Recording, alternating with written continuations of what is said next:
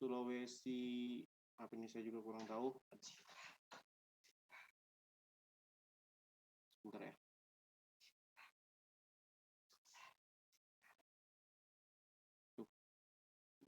Sebentar ya teman-teman.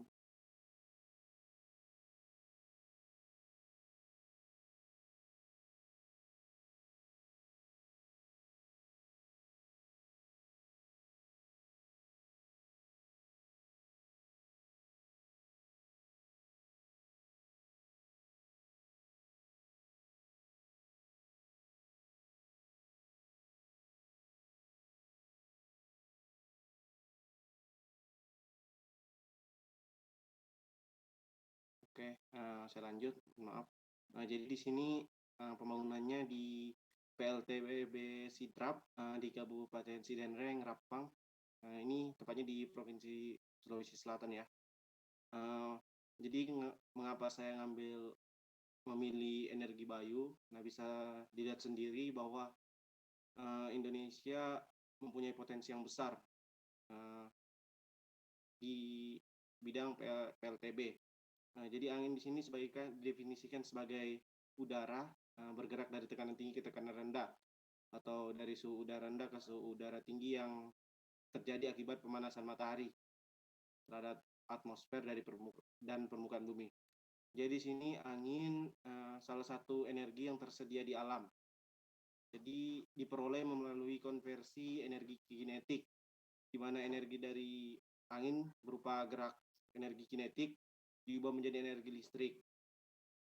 Kemudian cara pembangkitnya ini dikenal dengan nama PLTB atau pembangkit listrik tenaga bayu, menggunakan bentuk seperti ini kincir angin, dilengkapi dengan generator di bagian belakang kincir angin yang menghasilkan energi listrik. Nah, mungkin bisa dibaca sambil dibaca seperti di PLTB Sidrap.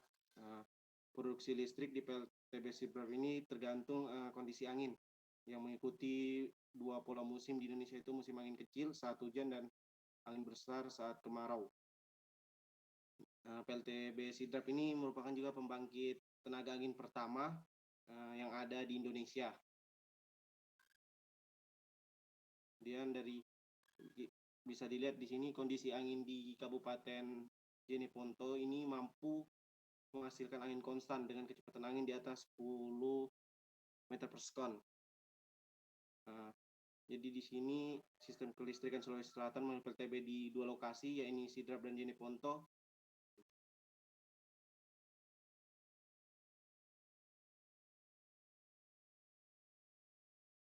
Mohon maaf teman-teman.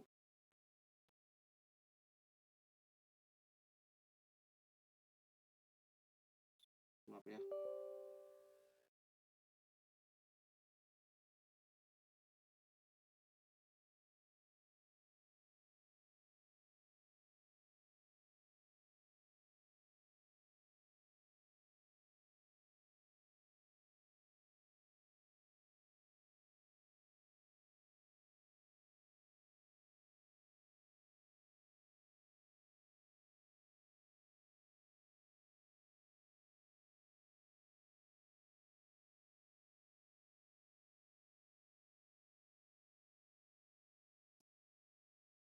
Baik, saya lanjutkan.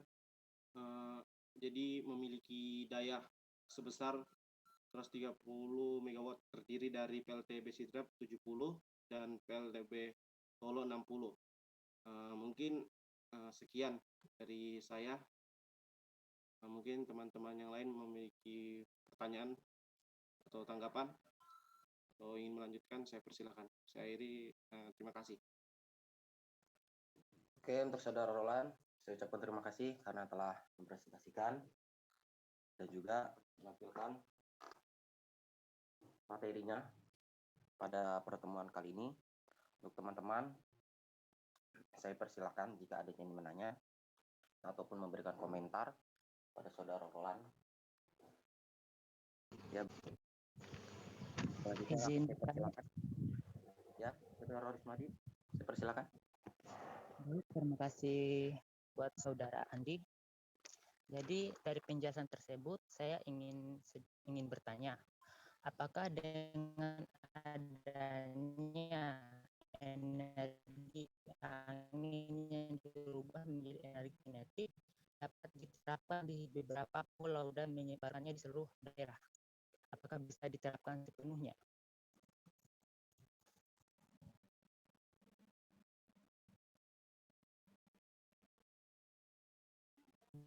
Terima kasih.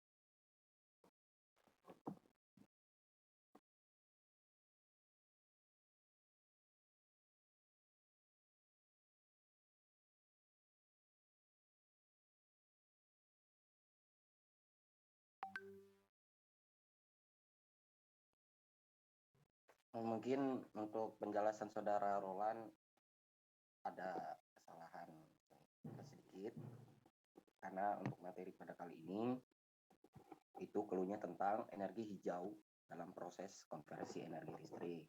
Kalau dari yang saya dapat itu bisa mengenal teknologi pembangkit listrik panas bumi, konversi energi listrik kan. Teknologi pembangkit panas bumi berbasis panas bumi. Pembangkit yang digunakan untuk mengkonversi fluida geotermal menjadi tenaga listrik secara umum mempunyai komponen yang sama dengan turbin lain yang berbasis geotermal. Itu terdiri dari generator, turbin, generator. Memang teman-teman semua kebingungan pada materi kuliah pada hari ini, kita bisa mencari materinya mengenai teknologi pembangkit listrik panas bumi. Panas bumi tersebut dikonversikan menjadi energi listrik. Teknologi apa saja yang digunakan? Nah, silakan dicari.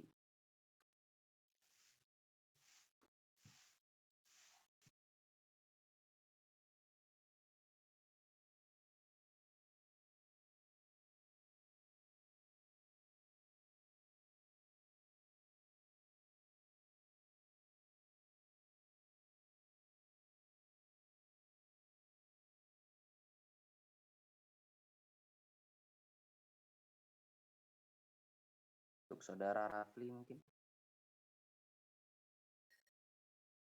bisa menyampaikan pendapatnya.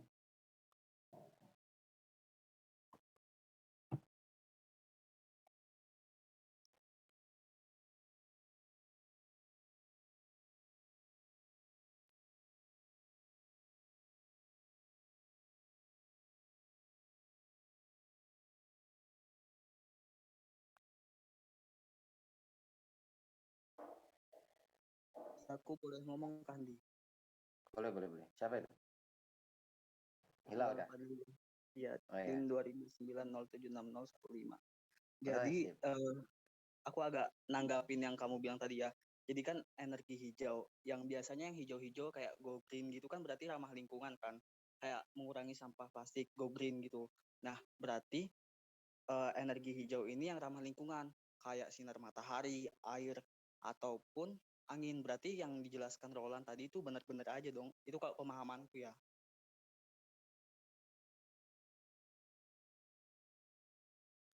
Ya betul sih, sebenarnya angin juga termasuk dalam energi go green kan yang kamu katakan tadi.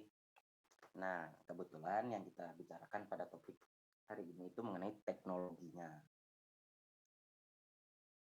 Teknologi Maaf versi teman-teman, mungkin tadi pemahaman saya salah ya. Jadi mungkin maksudnya dari Pak Ani itu yang kita disuruh nyari itu teknologinya seperti alat-alatnya. Jadi mohon maaf tadi saya salah pemahaman. Nah, itulah maksudnya saya itu seperti itu, teknologinya. Kalau anginnya sih nggak masalah. Angin, gelombang pasang surut air laut, kan bisa dipakai juga. Panas bumi. Tapi yang kita cari di sini teknologinya. Oh iya, paham. Terima kasih, Bung. Betul sebenarnya Roland tuh betul. Cuma untuk penyampaiannya sendiri mungkin agak melenceng dari topik pembicaraan. Ya nggak apa-apa, yang penting kan sudah tampil berani kan. Untuk yang lain mungkin bisa dicari materinya. Rehan, Rafli, Zia, Iksan Yusuf. Tuh, keluarkan suara kalian.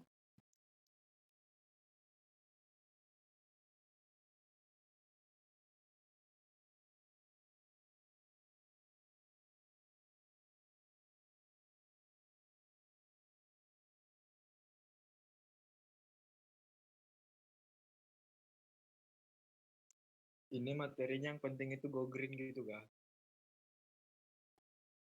Iya, perkembangan teknologinya. Yang penting go green kalau Iya, go green. Angin, panas bumi, Oh, berarti pasang surut. kayak ini kah? Apa namanya? Dari Panel panas surya matahari, solar cell. dari panas matahari diubah jadi energi listrik, kayak panel surya gitu kah?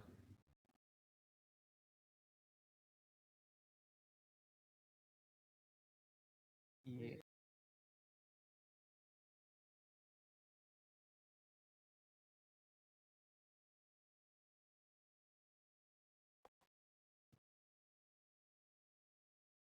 Kalau pakai laptop aja tampil atau pakai HP.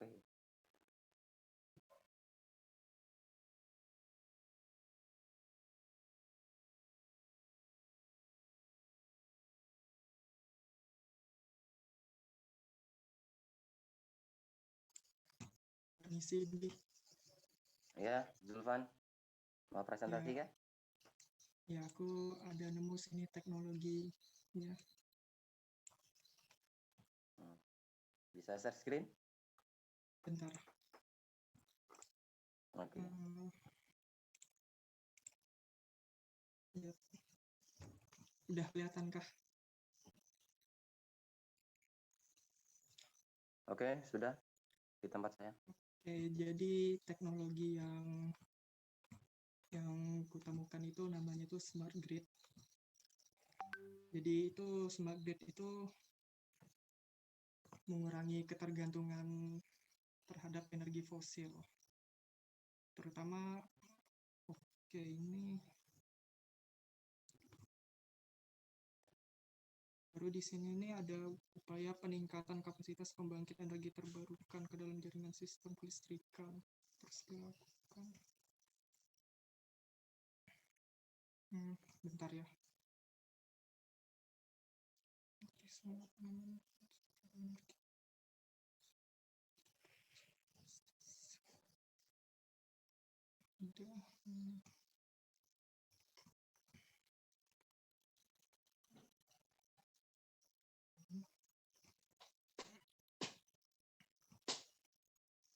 Bentar ya. aku baru nemu aja sih, tadi belum ku baca. Soalnya nggak tahu ini dibuat tahun berapa anunya artikelnya nih, nggak ada tandanya.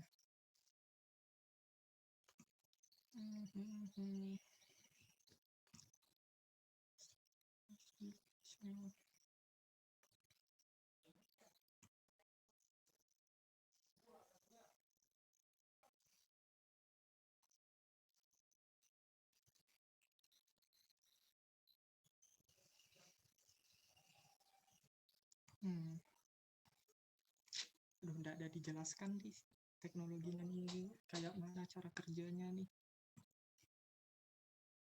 Yang ada tuh cuma ini doang. Aku stop share screen dulu nih, masih cari-cari materi. Oh iya, stop dulu, nggak apa-apa.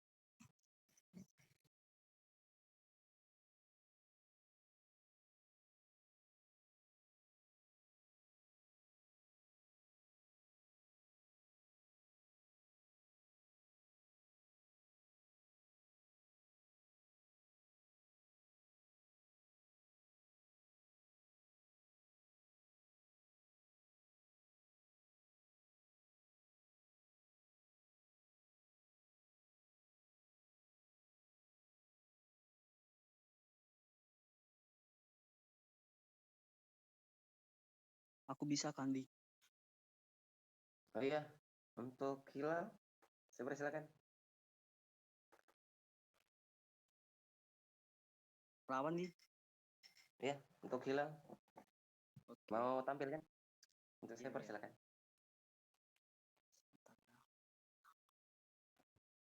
Mekanismenya gimana dari teknologi tersebut?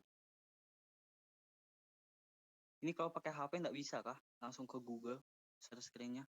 Coba aja. Pakai HP juga dong. Takutnya terkeluar. Nah, kelihatan kan ya?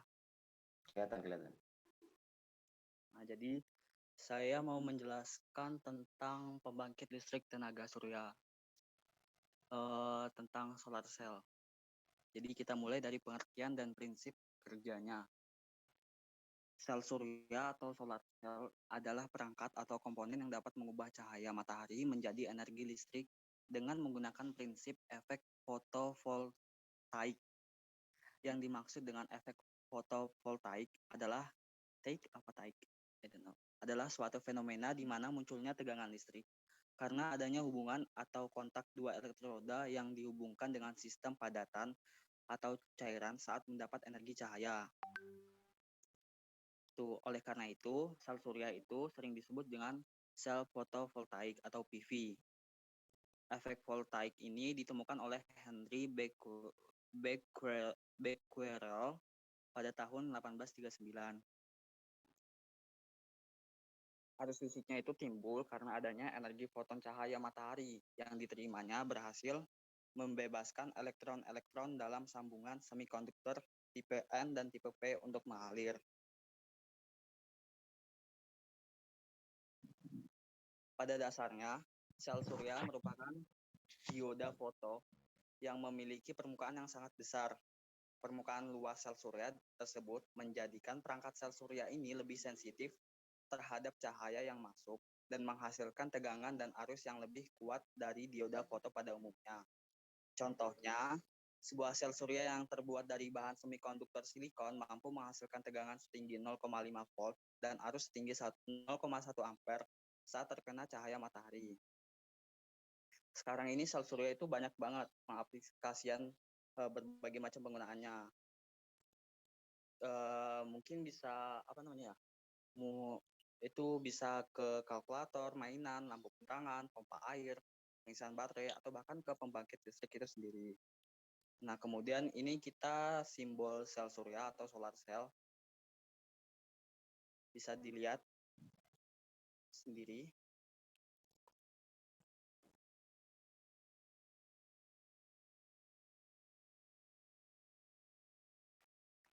Semikonduktor.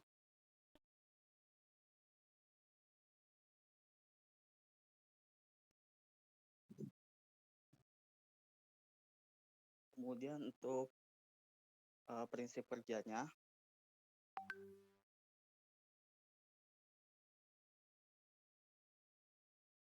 ketika terkena sinar matahari, foton yang merupakan partikel sinar matahari tersebut menghantam atom semikonduktor silikon sel surya, sehingga menimbulkan energi yang cukup besar untuk memisahkan elektron dari struktur atomnya. Elektron yang terpisah dan bermuatan negatif tersebut akan bebas bergerak pada daerah pita konduksi dari material semikonduktor. Atom yang kehilangan elektron tersebut akan terjadi kekosongan pada strukturnya. Kekosongan tersebut dinamakan dengan hole dengan muatan positif. Nah, daerah semikonduktor tadi yang bebas itu bersifat negatif dan bertindak sebagai pendonor elektron. Daerah semikonduktor ini disebut dengan semikonduktor tipe N, sedangkan daerah semikonduktor dengan hole bersifat positif dan bertindak sebagai penerima atau akseptor. Elektron yang dinamakan dengan semikonduktor tipe P atau p-type. Di persimpangan daerah positif dan negatif, PN junction, akan menimbulkan energi yang mendorong elektron dan hole untuk bergerak ke arah yang berlawanan. Elektron akan bergerak menjauhi daerah negatif, sedangkan hole akan bergerak menjauhi daerah positif. Ketika diberikan sebuah beban berupa lampu maupun perangkat listrik lainnya di persimpangan positif dan negatif PN junction ini, maka akan menimbulkan arus listrik. Mungkin itu saja dari saya. Apakah ada tanggapan atau pertanyaan?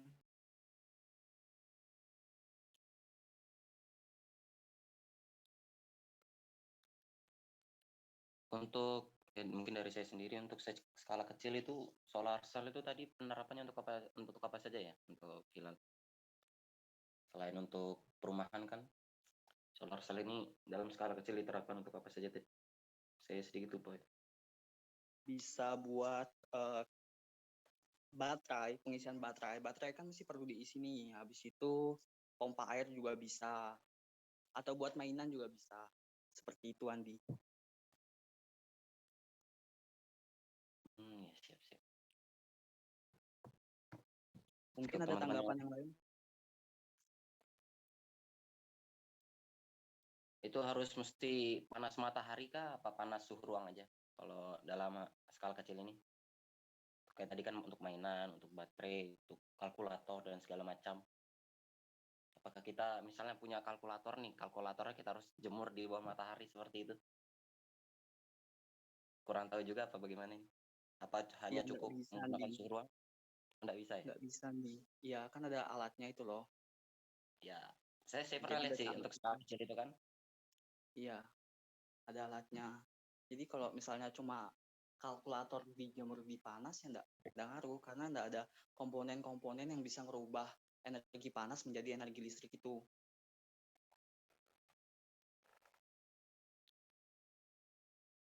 Siap. Untuk teman-teman yang lain, ada yang ingin mengungkapkan argumentasinya kepada Hilal? Lagi.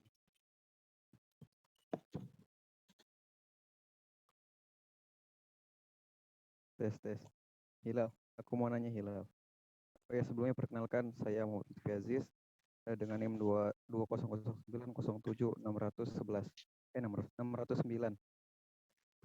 Aku mau nanya, kan ini energi baru terbarukan kan? Bisa dibilang juga energi alternatif gitu. Nah, aku mau nanya, ini kan energi alternatif mengganti energi yang biasanya kita pakai, contohnya bahan bakar minyak segala macam. Ada nggak sih itu dampak negatifnya dari energi alternatif, contohnya panel surya ini? Sekian, itu aja yang mau aku tanyakan. Ya, balik lagi sama yang green tadi. Green itu kan kayak yang ramah lingkungan gitu loh. Jadi, ini kalau sepengetahuanku ya. Jadi mohon maaf kalau salah karena saya juga masih belajar dan salah dalam hal belajar itu guys. Mohon maaf sekali. Jadi kalau menurutku itu nggak ada dampaknya gitu loh. Maksudnya nggak berdampak buruk. Ya nggak berdampak buruk mungkin nanti alatnya kalau rusak gitu loh, yang jadi kayak sampah, rongsokan sampah. Tapi mungkin kedepannya ada lagi, mungkin bisa diperbarui lagi yang udah rusak-rusak itu solar cell-nya. Jadi kayak gitu. Mungkin udah jelas. Oh, sudah jelas jelas. Berarti dia itu cuma sebagai pengganti energi alternatif. Jadi yang limbahnya itu intinya tuh panel suryanya aja kan? Iya, mungkin nanti kan kalau rusak gitu kan mesti dibuang. Mungkin ada teknologi lagi nanti yang bisa ngubah itu, maksudnya kayak, aduh, kayak gimana ya, kayak didaur ulang lah intinya. Ya, limbahnya bisa didaur ulang ya kan, dengan mesin-mesin Benar. tertentu. Iya, tapi kan kita belum tahu. Mungkin ya kita sebagai penerus bangsa, mungkin kita. Sebagai Amin. calon insinyur, kita bisa meneruskan profesi mereka. Ini satu lagi Ya, untuk pertanyaan terakhir, saudara boleh nggak Lutfi? nanya lagi nih? Nanya lagi, boleh nggak? Boleh, silakan. Kan itu energi alternatif kan, pengganti energi yang konvensional kan yang biasa kita pakai kan. Aku mau nanya, kalau itu energi alternatif dan ramah lingkungan, kenapa nggak banyak orang make? Kenapa nggak setiap rumah gitu make panel surya? Itu aja sih yang mau kutanyakan. Iya, izinkan saya menjawab. Sekali lagi ini berdasarkan pengetahuan saya sendiri. Ya, karena saya juga masih belajar, jadi maaf kalau salah. Kalau sepengetahuan saya mungkin ya, karena apa ya, kayak masyarakat itu kurang di apa ya, kayak di apa namanya, Edukasi. sosialisasi. Nah, di edukasi. Nah, jadi kayak kesadaran masyarakat akan penggunaan solar cell ini juga kurang gitu loh. Dan Itu juga menurut mungkin saya. ya, mungkin saya bisa menambahin, mungkin untuk penerapan energi solar cell ini mungkin ada sebagian beberapa teman kita yang sudah tahu. Cuman untuk penerapannya di kehidupan sehari-hari, tentunya yang saya lihat nih ya di internet itu, untuk pemasangan solar cell sendiri itu membutuhkan biaya mahal, itu nggak murah. Untuk membeli solar cellnya sendiri, untuk membeli inverternya sendiri yang mengubah listrik DC menjadi AC, itu kan semua butuh biaya. Kebetulan kita tinggal di lingkungan yang ya ekonominya pas-pasan, jadi kita pada prinsipnya masih tetap bergantung pada energi yang mudah gitu, itu menerima pasokan listrik dari PLN. Ibaratnya ya kita membutuhkan dana yang banyak lah untuk menerapkan energi solar cell tersebut pada lingkungan perumahan kita. Mungkin kata-kata saya kurang teratur, mohon maaf. Mungkin itu saja tambahan dari saya untuk Saudara Lutfi dari presentasinya Hilal.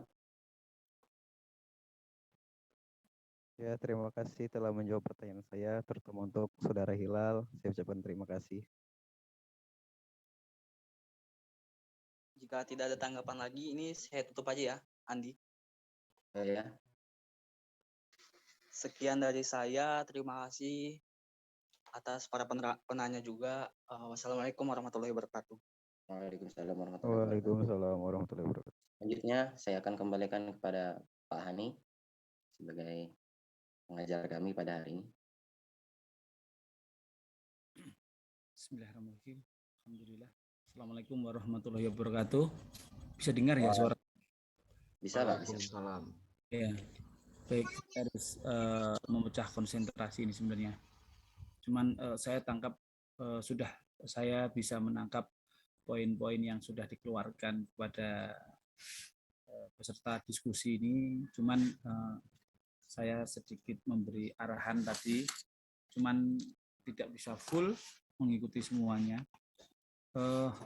Terkait sama apa tadi penjelasan Roland tadi sudah betul, artinya sudah mengarah sih sebenarnya. Roland tadi sudah mengarahkan bahwa ini loh teknologinya pakai Bayu kan gitu. Nah, cuman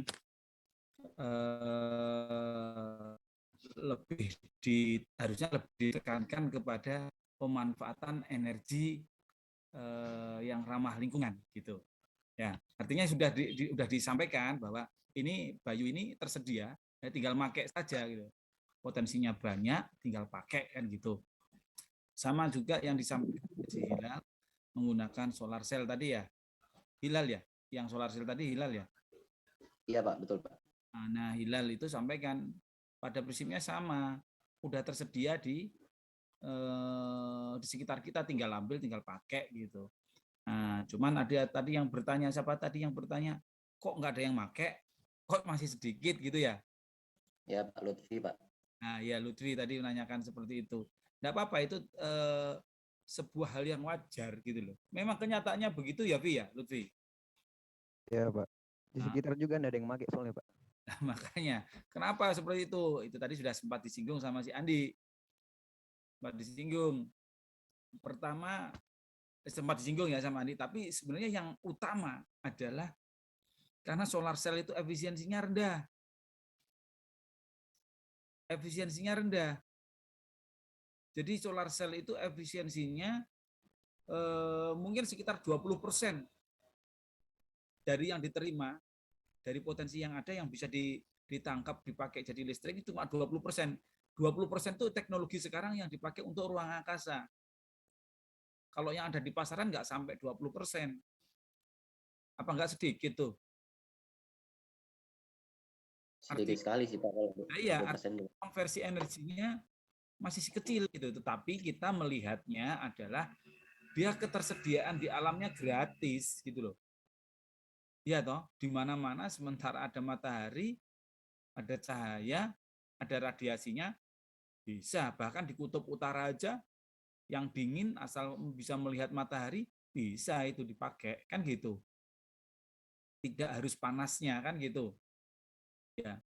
Jadi makanya tadi di tugas itu ciri-cirinya teknologi masa depan, teknologi konversi masa depan harus muncul gitu. Kita harus bisa munculkan. Ya. Halo adiknya Hilal. Ih, kamu keren.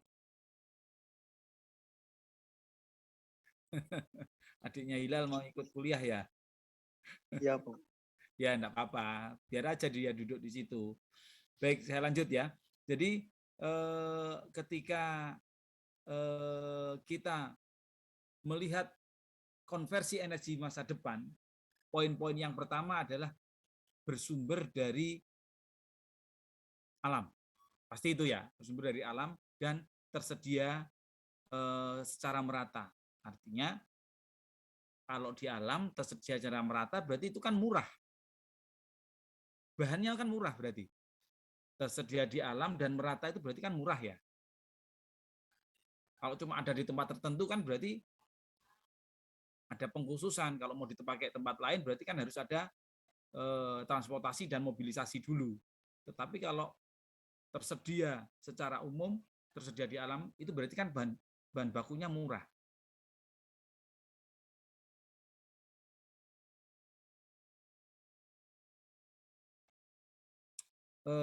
Teknologinya berikutnya adalah ciri dari teknologinya adalah yang pertama tadi tersedia di alam dan merata gitu ya. Artinya tinggal ambil aja. Yang berikutnya adalah tidak menimbulkan polusi. Ya, tidak menimbulkan polusi. Artinya ya minim polusi, meminimalisir polusi yang bakal terjadi. Seperti apa? Seperti apa? CO2. Nggak ada emisi Pak, emisinya. Ya, emisi udara, ya pembakaran karbon. Pokoknya kalau berbahan bakar fosil, nah, berbasiskan bahan bakar fosil, berarti kan karbon. Ya, berarti nanti ada emisi, ada pembakaran. Nah, diupayakan tidak menggunakan itu. Ya. Terus konversi berikutnya adalah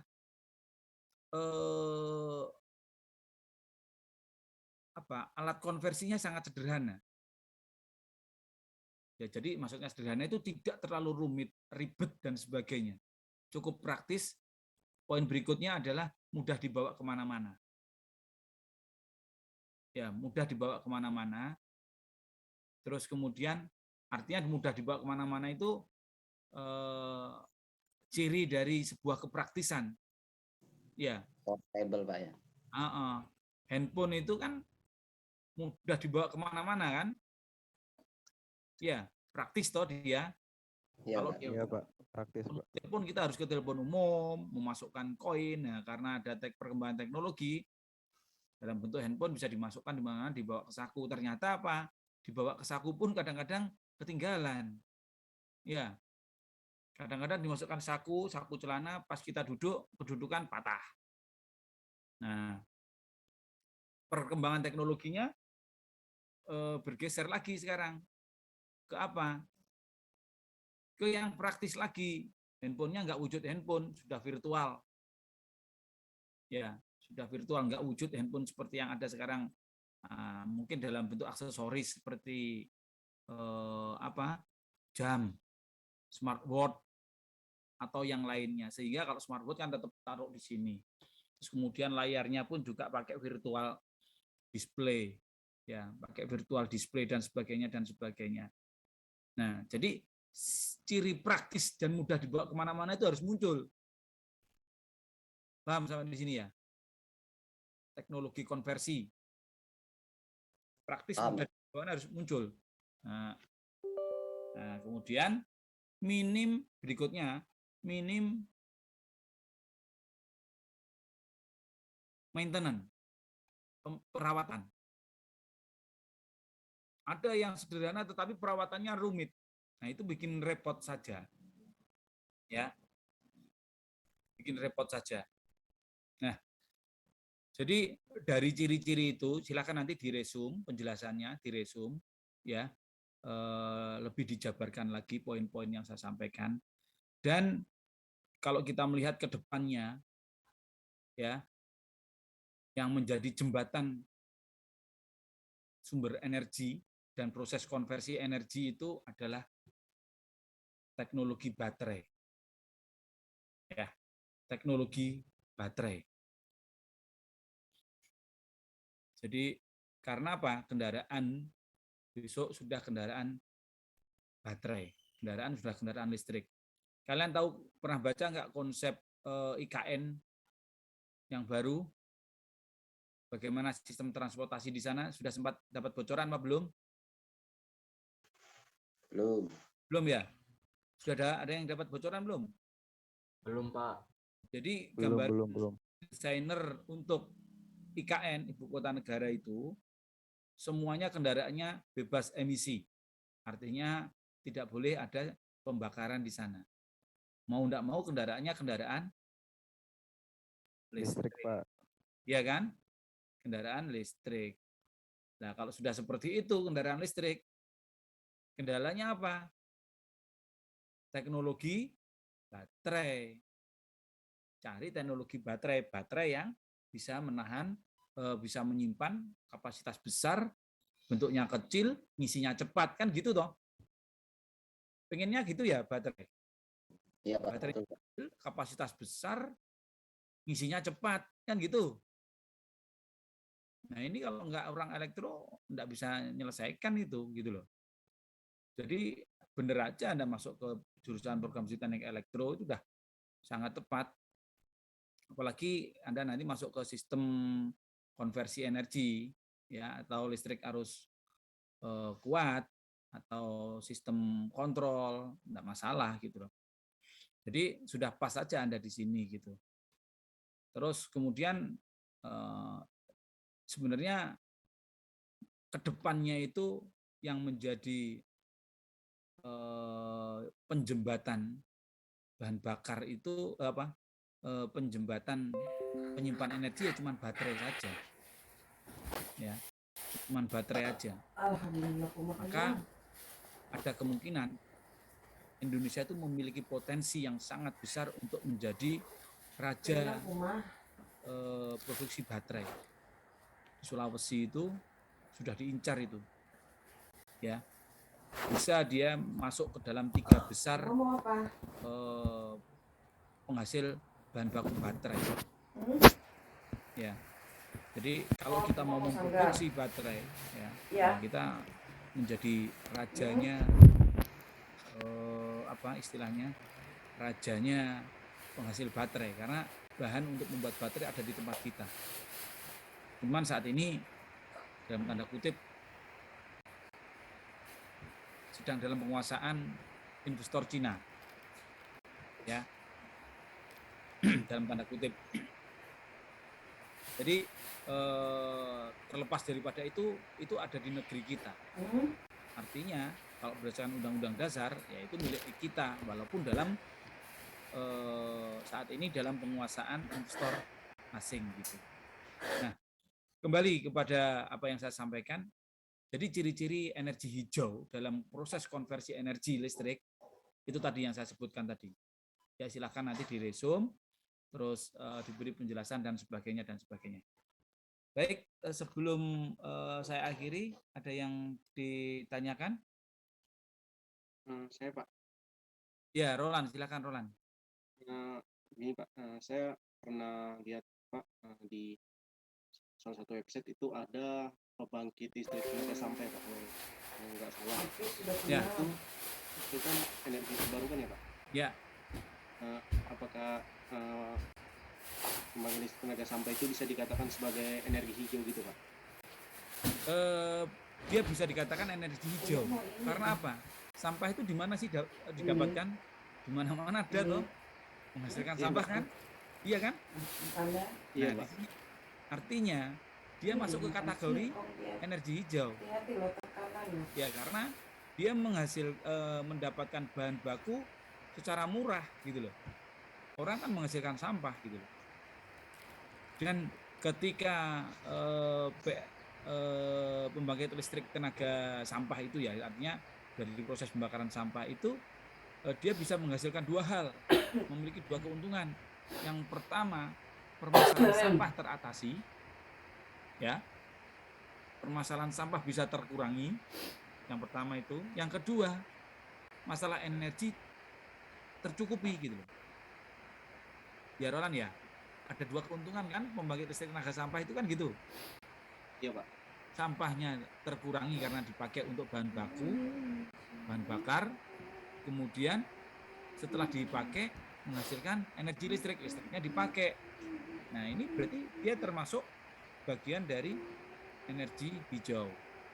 Ya, terlepas nanti dalam teknologinya proses pembakaran itu menghasilkan limbah, ya, menghasilkan pembakaran dan sebagainya.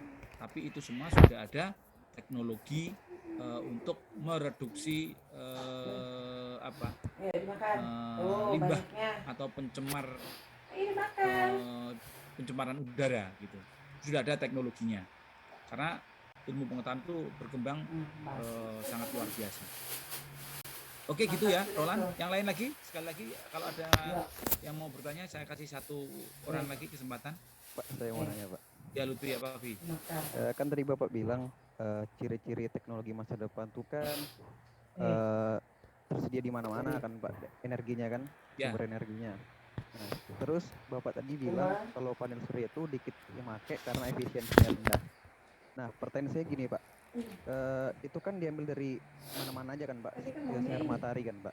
Nah, ini kalau seandainya ada perubahan iklim Pak, itu mempengaruhi efisiensi panel surya atau enggak Pak? Itu aja sih Pak pertanyaan saya. Jadi gini, matahari menghasilkan pertama menghasilkan cahaya dulu, ya. Yang kedua menghasilkan panas, benar enggak? Iya benar Pak. Menghasilkan radiasi, ya. Dari tiga hal ini menghasilkan cahaya, panas, dan radiasi. Nah, kita lihat bagaimana cara kerja dari solar cell. Apa yang menyebabkan tumbukan sehingga elektron terlepas? Apakah panasnya? Apakah cahayanya? Ataukah apakah radiasinya? Ketika yang terganggu akibat perubahan iklim yang terganggu itu terkait dengan apa yang menyebabkan perpindahan elektron, maka akan terjadi perubahan efisiensi. Tetapi ketika itu tidak menyebabkan perubahan berpengaruh terhadap proses pelepasan elektron, ya tidak berpengaruh. Contoh aja di kutub itu terang apa gelap? Di kutub. Terang Pak, tapi tidak ada matahari Pak. Ya, di kutub utara itu atau kutub selatan itu dia terang tetapi tidak ada mataharinya. Mataharinya nggak panas gitu loh. Nah, selama proses konversi energinya dia menggunakan cahaya, ya berarti nggak masalah gitu loh. Ya. Nah, tetapi ketika dia menggunakan kalau di kutub dia menggunakan panas, ya berarti masalah karena di sana tidak ada proses pemanasan di sana gitu loh, yang dari matahari gitu. Kalau matahari panasnya sampai di kutub ya cair semua, kan begitu. Oke ya, bisa ditangkap ya Lutfi. Siap, bisa Pak. Kita sekedar menambahkan aja, kenapa masyarakat belum memakai solar cell dan sebagainya. Poin yang pertama tadi adalah efisiensinya masih rendah. Jadi kalau mau satu rumah tercukupi gitu ya, berarti harus dipasang solar cell yang cukup banyak. Karena efisiensinya kan rendah. Nah, dia harus digabung sehingga butuh investasi cukup banyak. Ya. Nah, tapi kayaknya kita mau ada seminar solar cell yang di atap rumah itu ya, rooftop ya. Itu nanti silakan ikut di sana. Itu nanti ada kita bisa menjual listrik ke PLN. Jadi listrik yang ada di rumah kita atau di gedung kita tangkap, kita konversikan menjadi listrik. Nah, nanti kita pakai, kalau ada kelebihannya kita jual ke PLN. Itu menggunakan meter eksim, ekspor impor.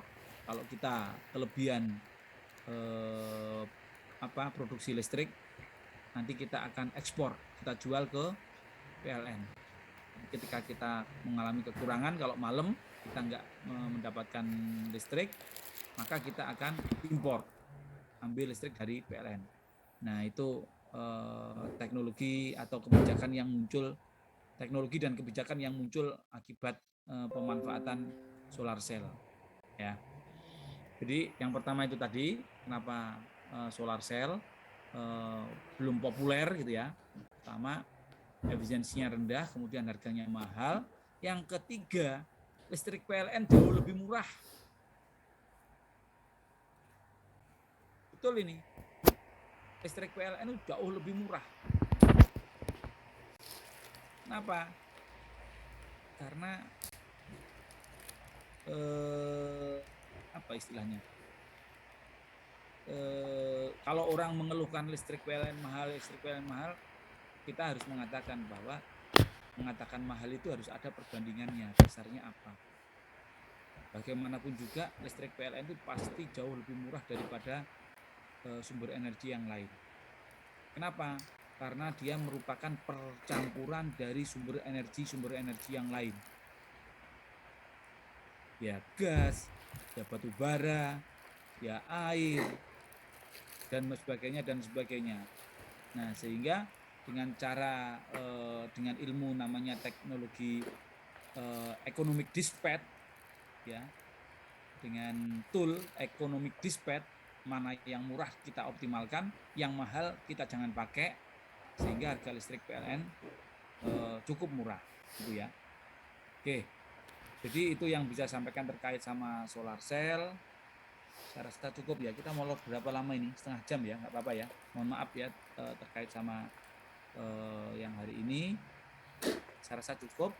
Saya akhiri sekian dulu. Absennya sudah ya? Nanti Zia nanti absennya dikumpulkan dalam folder-folder ya. Iya Pak. Oke, baik. Kurang lebihnya saya mohon maaf. Assalamualaikum warahmatullahi wabarakatuh. Waalaikumsalam warahmatullahi wabarakatuh. Selamat siang, Pak. Terima kasih Pak. Terima kasih Pak.